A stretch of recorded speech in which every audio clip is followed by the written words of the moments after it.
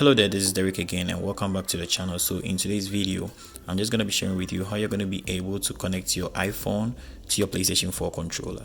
So if you're new here, consider subscribing. Don't forget to like this video, share to anyone you think this is going to be helpful to them, and without further ado, let's just jump into the video.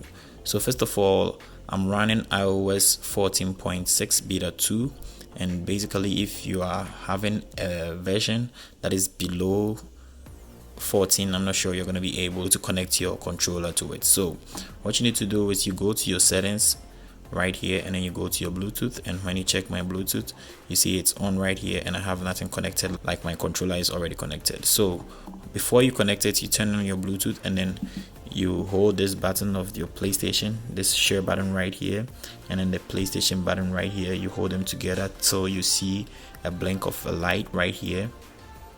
So when the light starts blinking like this, you leave it and then you pick up your phone, and you're gonna see right here DualShock 4 wireless controller. So when I tap on it and it connects, the light is gonna just get stable right away from there, and basically that is how we connect our iPhone. So you see the light is stable now, and it shows right here that I'm connected to the DualShock 4 wireless controller. So you can just connect this and then play any game you feel like you want to play, being a Fortnite, Apex Legends, which is coming very soon. You can just connect your DualShock controller to it, and then basically you are good to go. So if this video was very helpful, don't forget to like this video, share to anyone, and don't forget to subscribe to the channel so that you make a date for any new updates I'm going to bring to you guys. And without further ado, I'm just going to catch you in the next video.